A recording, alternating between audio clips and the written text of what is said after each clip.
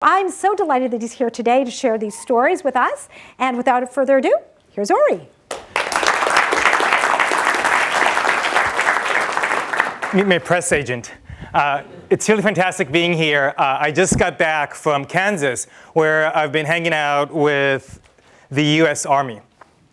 And kind of an unlikely person to be at the US Army. We'll get into that a little bit later, but peace and conflict studies major at Berkeley and then business here. And when we think about the US Army, we really think that they have a tool set, if you will. And their tool set is very complex. They have helicopters to basically inflict their will upon people. They have cannons. They have basically the best machines available to inflict our way upon the people of the world. And fighting in the US Army instills one of two responses. It's either a fight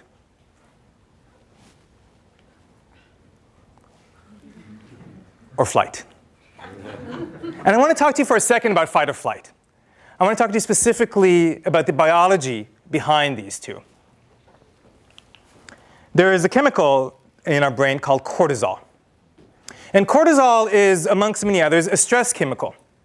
When we get a hit of cortisol, it makes us more amped. It gives us a huge glucose up in our bodies. And it makes us be able to deal with a fight or flight situation. And when you look at fight or flight, this is how it looks like in society. This is how it looks like in history, in military history. But what happens after that cortisol injection? That hit of cortisol? It oftentimes makes us feel like this. It's a taxing hormone on us.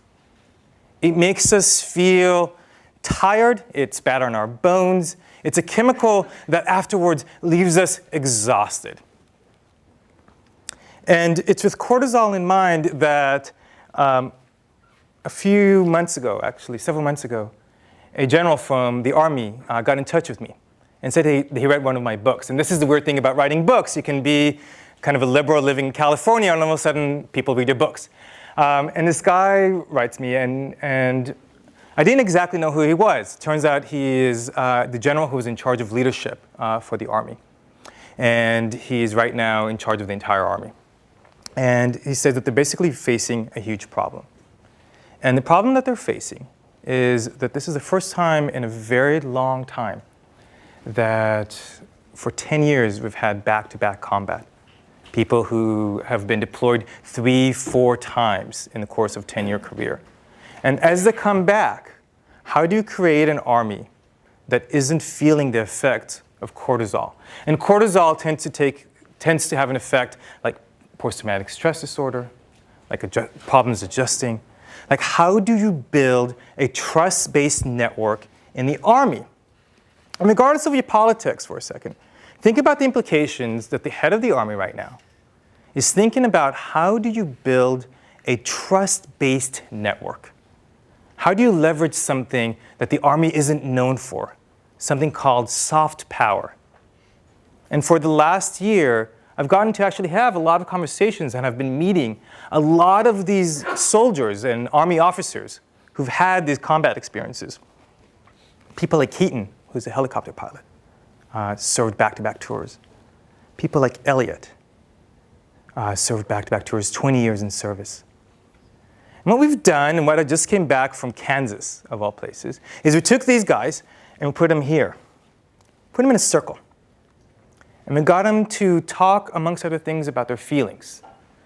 And we got them to relate about what it's been like to have these experiences overseas and what it's like to come back. And we got them to relate in what I would argue is a more humane, human level. And what we've noticed is that a very weird thing happens when they get into these circles. There's a sort of intimacy. And that's a word you don't oftentimes hear in business. It's not a word you oftentimes hear in the Army that develops. And here you'll see at the very edge, there's a chair that's empty. And the reason that chair is empty is because there's a person taking the picture. And the person taking the picture I brought with me. Not a usual suspect in Army circles. This is Kelly. And the thing to know about Kelly is that amongst other things, she practices soft power. Amongst other things, she's very soft. She likes to nurture human relationships. And if the army works on cortisol, Kelly functions, I would say, on a different chemical, oxytocin. Oxytocin is released primarily when mothers give birth. And what it does is it actually creates an instant trusting relationship.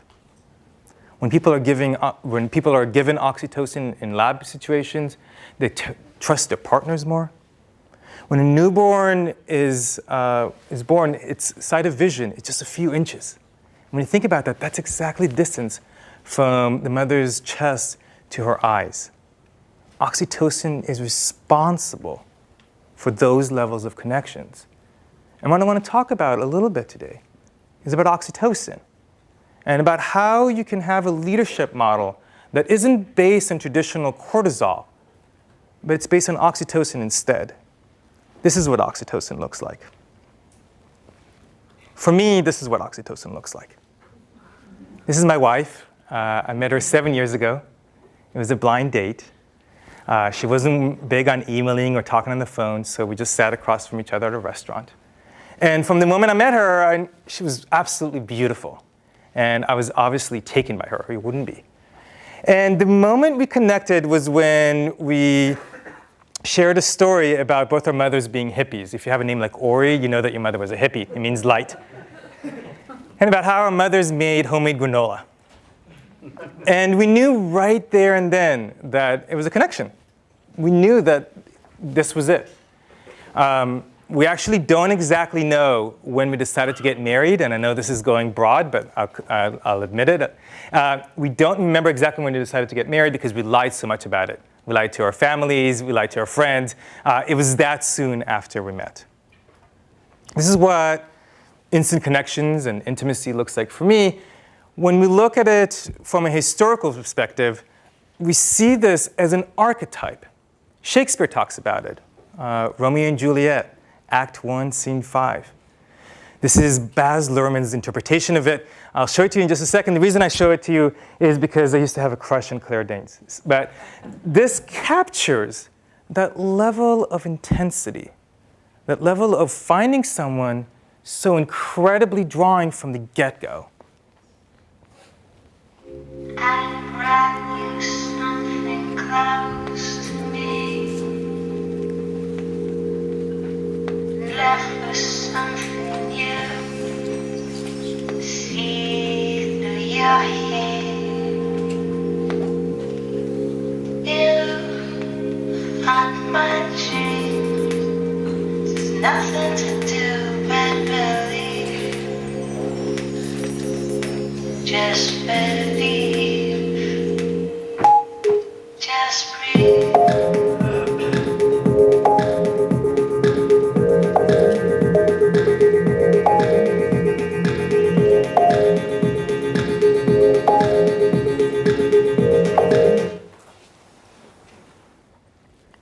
So that did not end well, let's be clear. And when we often think of instant connections, we think about being very impulsive, right? You meet someone and it's not the rational thing to do. I wrote a book about decision making. It's not a rational thing to do. It seems like one of those impulses that people follow and bad things happen. And when we decided to write this book, my brother and I, we decided to look at really both the science behind it, but one of the questions that we had is, what happens Romeo and Juliet were 12? What happens when grown-ups, if you will, have that same kind of connection? And we started talking to a lot of different people about their click experiences, if you will, when they really clicked with someone, when they had that oxytocin boost. And one of the people that I met in a speaking engagement, this was in Augusta, Georgia. They stopped me and they said, you know, I really have to tell you this story. And the guy's name was Paul. Paul is a retired military lieutenant colonel, was a special ops guy. So very, very kind of tough guy, runs marathons for fun. And and Ironmans. Paul tells me about the story about he was in charge of a cleanup project years and years ago. And he's in charge of this cleanup project, and there's all these people who he's managing in order to write a big proposal. And one of the people that he flies in is the nuclear physicist that he flies in from Paris. And her name is Nadia. And the moment that Paul lays eyes on Nadia, he automatically falls in love with her. Unfortunately, he doesn't make the same kind of impression on her. She can't stand him in the beginning because he tells her something about human relations never changing from the time of Aristotle and Plato. And she sends him a note. As he's speaking, she sends him this note, and it says, I completely disagree with you. And he gets in, is kind of bewildered, and afterwards he says, well, I want to talk to you about it. And she says, anytime, anywhere. And that night, they get together at the Ritz-Carlton in Pasadena. It's Pasadena, so I guess you get together at the Ritz-Carlton. And they're sitting across from each other, and they're supposed to talk about work, they're supposed to talk about catching up, and instead they just talk about each other's lives. He talks about being an officer during the Vietnam era, and she talks about being a peace activist. And at the end of the night, Paul, who has a lot more guts than I do, says something to Nadia. He says, what if I told you that I was in love with you and I wanted to marry you? And she looks at him and she says, well, let's see what tomorrow brings. And tomorrow they have the exact same thing sitting across from each other. And at the end of the night, says, well, did you think about it? And she says, I thought about it. And she says, what did you decide? And she says, I decided I love you too. And a month later, they were married. So 2 really beautiful stories, right? Romeo and Juliet. We know that didn't end well. Paul and Nadia. What about these relationships? And we had our base question was, what is the long-term effect of these relationships? There's a very interesting study from Holland where researchers found 1,000 names from the phone book. And they reached out to these couples, and there were really 3 types of couples. The first couple were a Romeo and Juliet couple. The first couple were friends. They were friends first. So these are people who are now married who originally were friends first. Second were daters. And the third type were Romeo and Juliet, right? Instant clickers, instant relationships. And what they asked is 25 years later, let's look at these people's lives, and let's ask them specific questions. And the surprising part of the research was that almost by every factor, the couples were the same. They had the same level of education. They had the same level of household income. They had, on average, 2.1 kids. Here's a difference. And raise your hand for a second. How many people are in relationships? Wow, this is a good crowd. How many people want to be in relationships or have been in relationships? Can imagine being in a relationship? They asked the people this question, 3 different questions. And as I read these questions, ask yourself whether you agree or disagree with these. Okay? I cannot imagine another person making me as happy as my spouse does. There is something almost magical about my relationship with my spouse. And what happened was that the people who were the clickers, the instant connection folks, tended to agree with the statements much more. They tended to be the ones who felt the most passion in the relationship, who felt the most intimacy in the relationship, even 25 years later. That was the only difference amongst all the couples. That initial sense stays with us. And this is my brother, he's a psychologist. This is what he's been studying for more than 10 years. And what he did is he asked a whole host of very, very different people a very similar question. And he asked them, when was the time when you felt a really magical connection in your life? And I'm going to draw on you guys for a second. Is there anybody who's had this kind of magical instant connection? You right there in glasses. Did you raise your hand or did I just cold call you? You did? Okay, yeah. I never cold call. I hate cold calling. It's déclassé. Yes. So what was the experience like? That's cool. Tell me a little bit less. Who was it with? What was it like? Well, I was in a bar. We were dancing and stuff. Nice. Anybody else has had this experience? Anybody else had the experience? Be a little more brave. Sir, yes, sir. So I met my wife on a Manhattan street, and I chased her 4 blocks until I caught her in the street, and we got married. Nice. And we're living only a couple blocks from campus and still married. Congratulations. Anybody else had that experience? You want to share? Yes. My husband, it'll be 34 years in August. So I met him, and we had that instant connection. And I want to ask you guys to reflect upon both listening to these stories. Also think about an experience that you've had yourself, maybe you don't want to share. And what Ram found, my brother, was that when people recall an instant connection, when they recall that magical experience, those same emotions tended to come up with them again, even when it was 30 some odd years later, even when it's remembering chasing your wife down the street, even when you're talking about dancing in a bar with someone. And that those emotions actually really stay with us. So they not only define the nature of the relationship, they have a certain level of, again, we're feeling that oxytocin again, even when we think about it years later.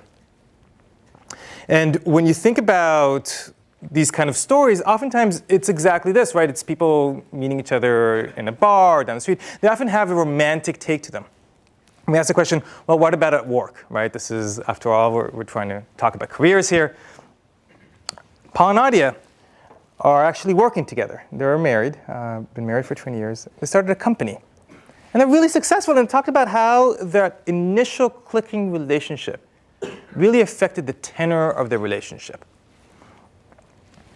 There's a study that looked at a bunch of MBA students, and they categorized the MBA students into 2 sectors. One were people who naturally clicked, and the other were just people who knew each other, who were just classmates. And they separated them out, and they put them in little small groups. And they got them to do a couple of tasks. The first was to do a bunch of blocks. They had to arrange them in different ways. Very menial on purpose, very boring. And the second one was they had to evaluate application essays. And what they did is they then compared the application essays to how the admissions committee scored them, to how the quote-unquote professionals did. And what they found was that time and again, the people who clicked had a very different tenor in terms of their interactions. They were actually much more effective. They built more blocks, they built them better, they were more accurate, and they were much better at the admissions application essay. And the researchers found out that there were 2 elements of difference. The first element was that the clickers would more naturally cheerlead each other. They're more supportive. It was just kind of a more positive environment that they were in. And the second element was that there was actually more conflict with the people who clicked. And this part is completely counterintuitive, right? You think that if someone's clicking, if they're so in love, everything's going to be rosy for the rest of their lives. And this is where the studies really shed a light onto an element of these relationships. A group of researchers from England looked at string quartets. And what they did is they asked the string quartets whether the people naturally clicked with each other. And then what they did is they measured how many recording contracts the quartets had, how much they charged for their concerts, right? 2 huge elements, because by the time you were a professional string quartet player, you're on the top of your game. And what they found was that, again, the clicking string quartets had more conflict. And that the conflict actually directly resulted in the string quartets having higher paying gigs, being more successful, getting more recording contracts. And here's why. Let's say you're in a string quartet where you're not natural clickers, but you just, you get along decently. And first violinist decides to play a Beethoven piece in one way, second violinist wants to play it in a different way. So they're professional, they talk about it, and it says, John, I want to play it this way. Well, Eric, I want to play it a different way. That's nice. At the end of the day, what they oftentimes do is they brush the conflict under the rug. And when it's actually performance time, the first and second violins aren't agreeing on an interpretation. With the clicking quartets, what you had is that they actually took conflict head on. They actually went there. And by going there, by having those honest conversations, mixed with that intimacy that they had because they liked each other already, you had a better performing crowd. So that initial connection, that initial oxytocin makes a difference. But we've all seen situations where you don't have that initial connection, right? Where you kind of hate someone from the get-go, or you're at best neutral about them. What do you do then? Is there anything we can do to actually foster that intimacy? The first time we met, we hated each other. No, you didn't hate me, I hated you. The second time we met, you didn't even remember me. I did too. I remembered you. The third time we met, we became friends. We were friends for a long time. And then we weren't. And then we fell in love. 3 months later, we got married. It only took 3 months. 12 years and 3 months. Harry Met Sally, anybody didn't see the movie? A few people didn't see the movie? Okay, so Harry, Sally. They meet the first time. He's a total jerk to her. They're driving cross country. He's awful to her. Second time they meet, he barely remembers her. But the third time they met, something happened. And I'm going to show you this clip where it was the third time that they met. It's at a bookstore. And what I'd like you to do is pay attention to two things. First thing is how open you think he is and how he opens up throughout the clip. And the second thing is watch her body language. Watch Sally's body language and see how she walks towards or away from him during the conversation. How are you? Fine. How's Joe? Fine. I hear he's fine. You're not with Joe anymore? We just broke up. Oh, I'm sorry. That's too bad. Yeah. Well, you know. Yeah. So, what about you? I'm fine. How's married life? Not so good. I am getting a divorce. Oh, I'm sorry. I'm really sorry. Yeah, well, what are you gonna do? What happened with you guys? So we're going to look at three elements in which we can, if you will, accelerate these clicking connections. And the first one is what we just saw Harry do, right? He was vulnerable. It's that easy. He was open with his feelings. And you think about vulnerability, you oftentimes think about it as a weakness, as being too soft, especially in business. And the data suggests that leaders who are vulnerable are far more trusted by their employees. People who are vulnerable tend to start more intimate relationships. We talked to a police officer from San Jose down the street who's a hostage negotiator. And when we think of hostage negotiators, you oftentimes think of guys who are very gruff. You think of Bruce Willis types, right? And this guy's job is, imagine this, right? Someone took a hostage, and you have to basically talk them down. And you can't shoot them or anything like that because the hostages will obviously be killed. So this guy takes the hostages, and he's a 2-time offender already, which means that by getting caught now with the hostages, he's going to automatically go to prison for the rest of his life under 3 strikes. And the cops have a name for this type of scenario, and it's called suicide by cop. The guy's so afraid of going to jail for the rest of his life that he's going to take himself out in a blaze of glory. He sits there and he talks to this hostage, taker. And he talks to him, imagine this, for 15 hours. He doesn't try to intimidate him. He doesn't try to play mind tricks on him. They just have a conversation. And at the end of the conversation, the hostage taker says something about his mother. And he says, yeah, my mother died a while ago. And then Greg, our hostage negotiator, sees an opening. And authentically he says, yeah, I had my mom die on me too this last year. It was this really terrible, painful experience. And all of a sudden they bond, right? The most unlikely 2 people in the world all of a sudden click. The police officer and the hostage taker. And they bond so intensely that at the end of the scenario, the guy finally gives himself up. And when he goes out, the SWAT team is ready to pounce on him. And he says, wait, I want to give Greg a hug. And the SWAT team is still angry at Greg to this day of the fact that he actually gave the hostage taker a hug. And he's saying, okay, so what's the big deal about two people giving each other a hug? I would say the big deal is that when people are, even artificially, told to express a level of vulnerability, they automatically form a connection. And that connection, again, all of a sudden changes the tenor of the relationship. It brings in the soft power element. So if you have vulnerability, second one we're going to look at is proximity. And this one, on first take, looks very obvious, right? You're going to be more likely to connect and form a relationship with someone who goes to Stanford than someone who goes to Berkeley, or someone who lives in Moscow, or someone who lives in North Pole. But what's really interesting about this is how those last few feet really make a difference.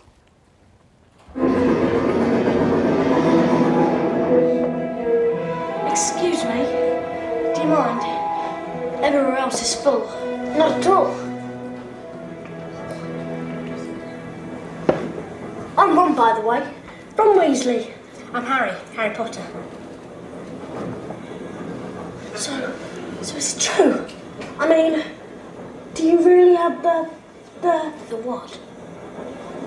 The scar. Oh. Wicked. Anything off the trolley, dears? No, thanks. I'm all set.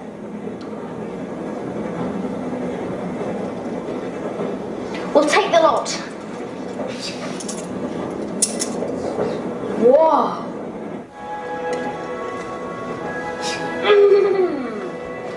So, has anyone seen a toad? A boy named Neville's lost one. No. Oh, are you doing magic? Let's see then.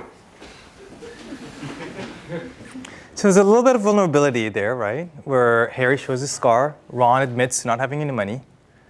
But think of the simple fact that these three characters, it's very archetypal, spend the rest of their lives together in the same school, right? They dine together, they get in trouble together, they grow up together. And that sense of connection for them started right there in that train, in that little train booth. And Harry Potter, in a way, explains a mystery that was faced by Stanford researchers studying an MIT dorm. And there was this weird thing going on in this MIT dorm. This isn't the actual dorm, but it was shaped like this. They tore it down. It was a U-shaped dorm. And here is the mystery. There were residents throughout the dorm. They asked them, how many people are you really friendly with? And the residents in the middle had a ton of friends. And the residents living in the edge of the dorm had no friends whatsoever. So the first guess, you'd say, well, why is that? It might be pretty simple, right? If you're kind of a loner, you live at the edge of the dorm. Well, the housing assignments were actually random. So they really sat down and said, well, what could it actually be? And what it came down to was how physically close you live to people. And specifically, when they asked people, who was your best friend in the school at MIT? 40% of the people said that it was their next door neighbor.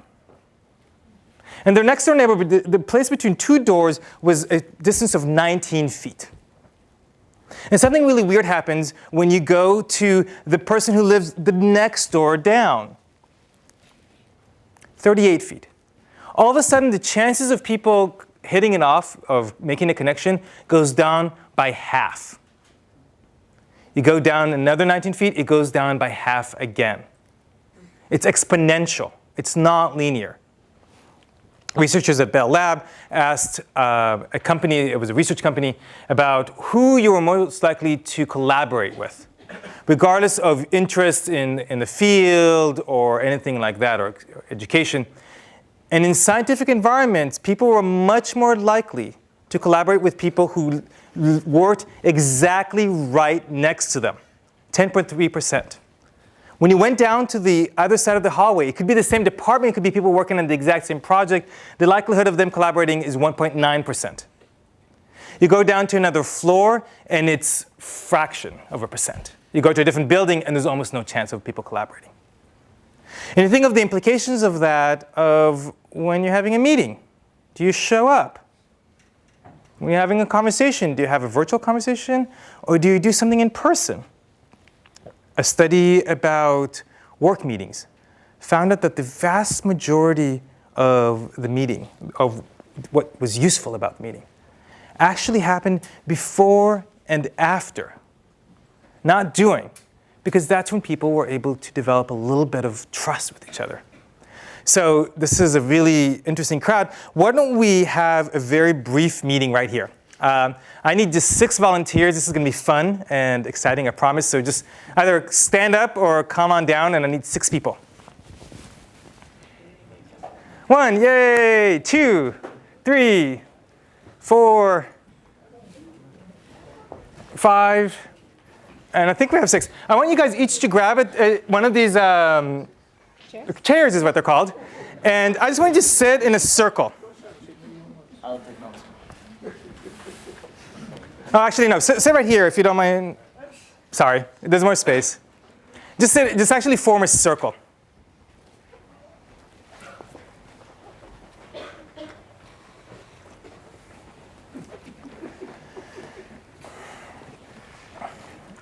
Great, great, great. Perfect. Let's give him a round of applause. That was a fantastic circle, fantastic circle. I'm not going to make you guys actually have a boring meeting because we've been in enough of those. But I want you to do something. I want you to lift your arms and try to touch the other person's shoulders. And see, you had to adjust a little bit, but most of you literally sat about arm's length apart. And that's how we sit. Like, this is a very cultural thing. You can let your arms down. It's about how we sit in the United States. Now I want you to do another thing. And this is going to feel weird, but it's going to be good. I promise. Are you up for it? Yep. So maybe just go around right now and just say your name. Just, hi, my name is. Hi, my name is Lauren. Hi, my name is Jonathan. I'm Alex. My name is Jay. I'm Hendrik. My name is Gabriel. And why don't I get you guys to literally sit knee to knee. Like touching knees. And what I want you to do now, again, very simple, just tell me what you ate for breakfast today, if you had breakfast at all. A banana. Eggs. I didn't have breakfast. An apple. Eggs. I had Cocoa Puffs.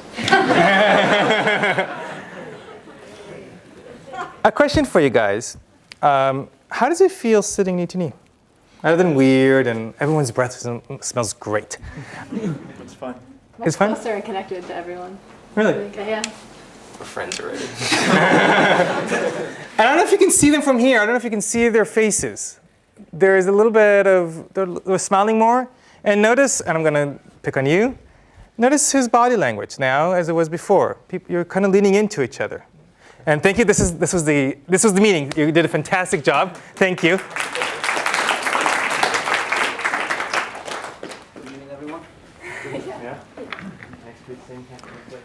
Those last few feet really make a difference, but those last few inches make a whole lot of difference. And try this out, and I've seen this happen in the army, I've seen this happen in hospitals, I've seen this happen in corporations. When there's a conflict in an organization, they get people to literally sit knee to knee. And I'm not trying to make any converts here or something like that, but I would talk to them afterwards and see whether it actually felt different. I mean, you felt connected just by talking about breakfast foods and by your names. And yet, there's that rush of oxytocin that we talked about. And we talked about that. There's a research from Berkeley about the NBA, about the power of touch. And what they did is they looked at all 30 NBA teams in the 2008-2009 season. And it counted the number of times the players touched. When they were celebrating, when they were hugging each other, when they gave high fives, when they gave fist bumps. And what they found out was that the teams where there was more touch were actually much more successful by the end of the season. And the theory is that touch translated into greater trust that people kind of felt a little bit closer to each other, and that collaboration is actually really good in the court. So we can be vulnerable. We can try to literally stick ourselves next to each other.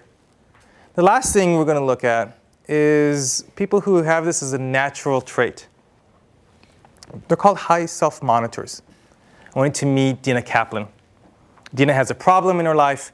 The biggest problem that Dina has in her life is that she gets invited to too many wedding invitations every year. And she gets invited to these invitations where people invite her that she's barely met. And she's natural. When she goes into, if she was in this room, if only Dina was in this room, people just naturally like her. She's not just likable by being very beautiful, but she just has that natural kind of personality. And probably a lot of us have met someone like that. Some people probably in here are like that. People who can form these natural instant connections. A Stanford researcher tried to figure out what is it about people like that? How is it that they're able to form these connections? And what he did is he got a bunch of people to answer questions, and whether they agreed or disagree with these questions, and see whether you agree with these. I find it hard to imitate the behavior of other people. Ask yourself this question. I have trouble changing my behavior to suit different people in different situations. And lastly, I can make impromptu speeches even on topics about which I have almost no information. Dina would have answered no to the first two questions and yes to the last question. And it's not that Dina is fake. It's not that Dina is disingenuous in any ways. The thing about people like Dina is that they naturally meet us where we are, as opposed to trying for us to meet her where she is. She naturally mirrors us. And when people naturally mirror us, we naturally tend to like them. So you're saying, well, it's great for Dina, it's fantastic for a cocktail party, and maybe it's even fantastic if you want to get a lot of wedding invitations. What about when you guys graduate? A team looked at high self-monitors and low self-monitors and normal people after they graduated, and they looked at their career fields. And what they noticed was that high self-monitors tended to change jobs much more frequently. But there's a difference. The high self-monitors were much more likely to be in the center of networks. And the reason that they changed jobs so frequently was because they were getting promoted so rapidly that they got different job offers. They were much more successful. They were making more money. They were able to have higher positions in less time. And when you looked at their position within the company, right? By any social theorist would say, who is the person you want to be in this equation, right? You want to be the guy in the center. So for an average person, it took 18 years to get into the center of the network. Guess how long it takes a high self-monitor? 6 months. Almost. 13 months. A high self-monitor can achieve within 13 months what it takes a normal person, someone like us, 18 years. And it's not that they're natural schmoozers. It's not that they have the ability to pass out more business cards. It's just that they mirror themselves into the situation. They're able to be more fluid. And that brings us back to the army. It brings us back to forms of leadership. When we think of leadership, when we think of the corporation, it was actually created by generals, the modern corporation, the hierarchy. And you think about tones in corporation for a minute, and think about how you can change that tone. I'm going to show you two videos. They're going to be very similar. The first video I'm going to show you is, this is something really pretty amazing. It's people who strap parachutes to their skis and then go down a mountain. So I'm just going to show you a little bit of this clip.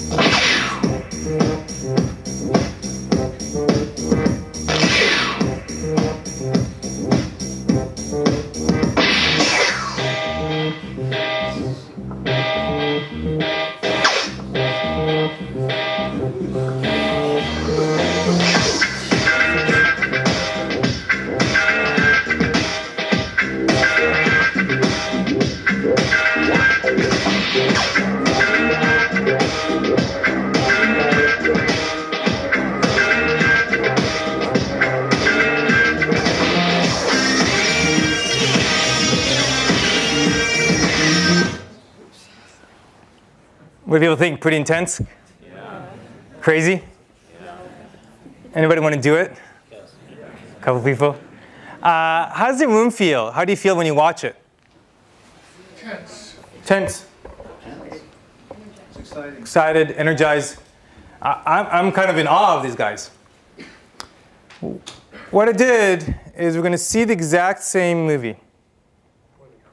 And we're just going to change the music.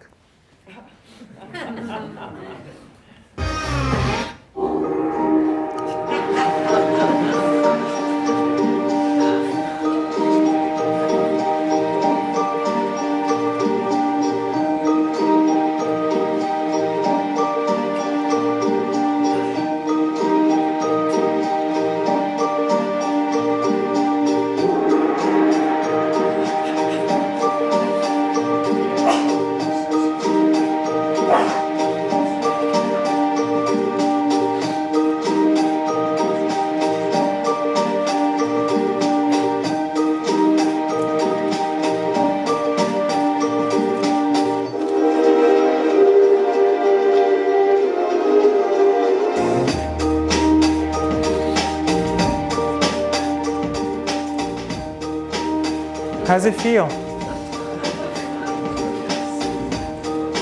And when you think about this video, it's the exact same message, right? It's the exact same content. And yet you can change the tone. And whether it's the army or a business or a classroom, you can change the tone by being a little softer. All of a sudden you can see the beauty of this thing. You can understand why someone would do something crazy like that, the elegance in it. And that if we want to, whether it's by how we interact with each other, how close we sit with each other, how open and personal we are, how much we meet people where they are, we can change that tone as well. And it's a lot easier said than done. But I think that from a generational perspective, from a chemical perspective, there's a lot to be said for oxytocin. I'd argue that in our beginning, that oxytocin is maybe the more important of the two chemicals. We know how to deal with fight or flight. The question is, how can we really leverage oxytocin? How can we leverage that soft power? How can we leverage intimacy towards the exact same goals? So I really, really appreciate being here, and it's fantastic being here again in Stanford. And I think we have a few minutes for Q&A. So thank you.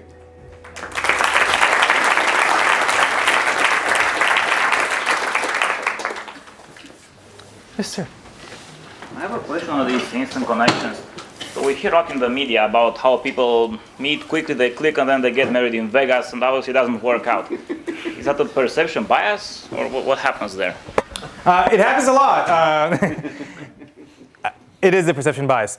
So the longitudinal study that the study that we talked about that looked at people 25 years afterwards, find that the people were actually pretty similar afterwards in terms of the instant connections versus the people who were more kind of knew each other for a longer time. So can you get infatuated? Yes. Can you make really dumb mistakes in Vegas? Yes. The thing, though, is that we actually go in the exact opposite way. We try to think about, especially in business, we try to have kind of like first grader mentality. If someone really liked each other, let's separate them so they're not in the same team. Let's discourage people from dating in the office. Let's discourage people from being friends. While all the data suggests that the opposite might actually be much more effective. So yes, you can be infatuated, and yes, like just because you meet someone who you think is really pretty down the street doesn't mean you should marry her. But the converse of that is that you shouldn't discount something just because you had those first initial strong feelings.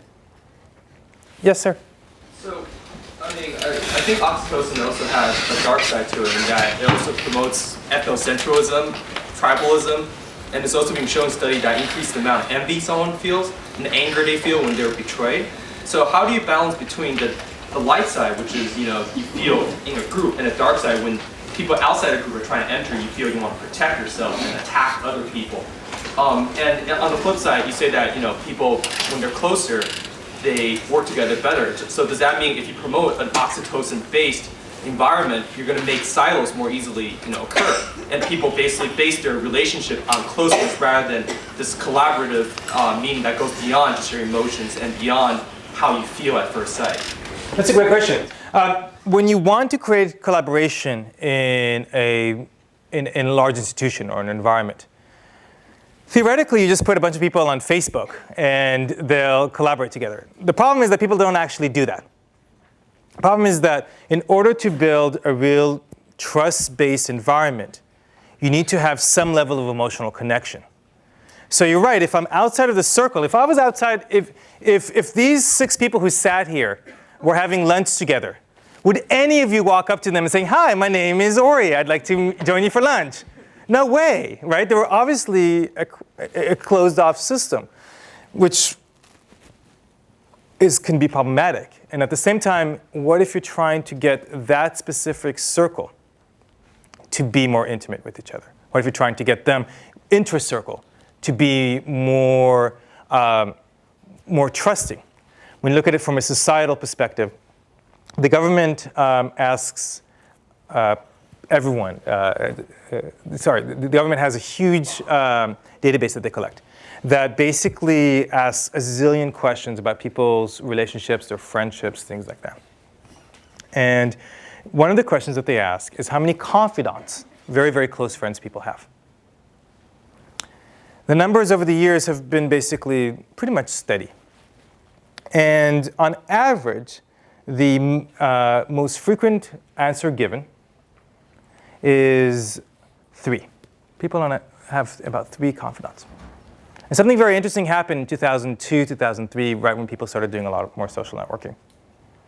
Guess what is the modal or the most frequent answer that is given right now in terms of how many confidants people have? 1? Guess? 10? 7? 0. The mode is 0. That we've given up in the idea of building cross silos and building a ton of connections. We've, I think, to a degree, lost out on the intensity of the connections, the intimacy of the connections. But I would agree with you that you need both. The last thing you need is a completely solid organization where it's us versus them. However, when you're in us versus them situations, it also builds intimacy. Yes, in the middle. Yes. Hi. I'm just wondering, do your research or findings either consciously or subconsciously change how you've lived your life, or are there things you try to do or that you're more cognizant of since you started doing this kind of research? If only I was a better person. I guess a couple of, honestly, the biggest 2 differences are, one is the guy who I'm writing my current book with, this guy named Judah.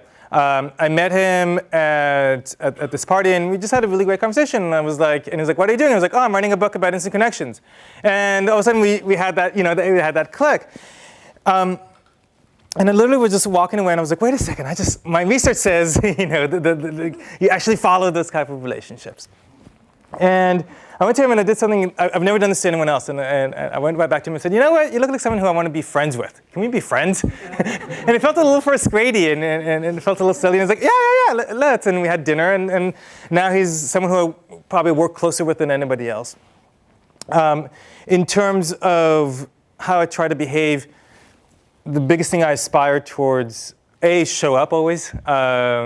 When a general from the Army calls, even if you don't know exactly what generals do, you show up in the same office. And B is this idea of being high self-monitoring in terms of really meeting people where they are. And I think there's obviously a philosophy around that, but there's so much, I think, to be said about how can I actually present myself in a softer way. And I know I'm a guy living in San Francisco. That's not exactly a huge problem that I have, but I think it's a continual path for me personally. Yes, hi. You're talking about self-control and how... And I lack it all? and how the individuals adapt themselves to people that they meet. I was wondering whether if this kind of a mentality gets embedded into you over time, whereas you keep on adapting to circumstances, do you not become overly dependent on outside forces? you do not have one identity of yourself that can last you through tough times. You just adapt, just keep on adapting. Yeah, the research suggests that it really is them. So people who are, research suggests a couple of things. One is that it's an innate thing. And two, so people are born with it. And two is that it's not that they don't have a personality. It's not that Dina's going to be a very different person if she's here than if she's at a big party or if she's at an investor meeting.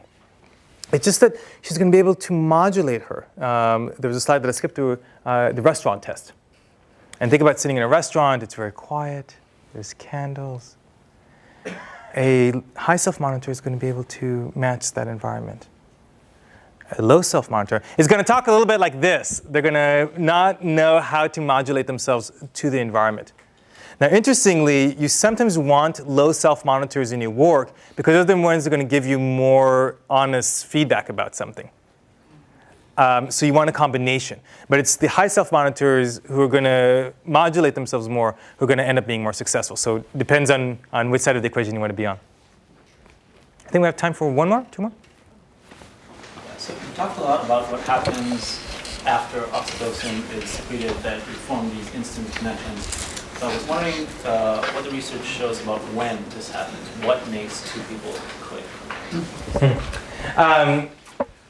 It's still a big mystery. We looked at specific psychological factors like the vulnerability, the touching, things like that. Smell actually plays a really big role. So that in one study they put women in a room and they had them look at pictures of guys. And they found the guys much more attractive if there was a hidden swab, like in the corner, taken from this guy's sweat. So that, yeah, I sweat a lot. That's a ticket. We're also much more attracted to people who are similar to us.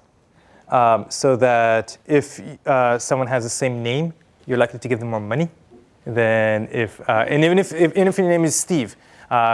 Just by being asked, if you think that someone has the same birthday, the same horoscope, even the same fingerprint pattern.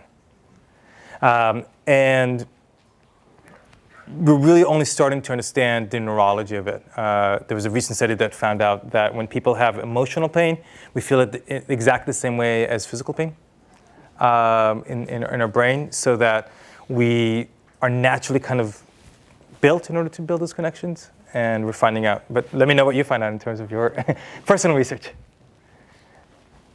And perfect.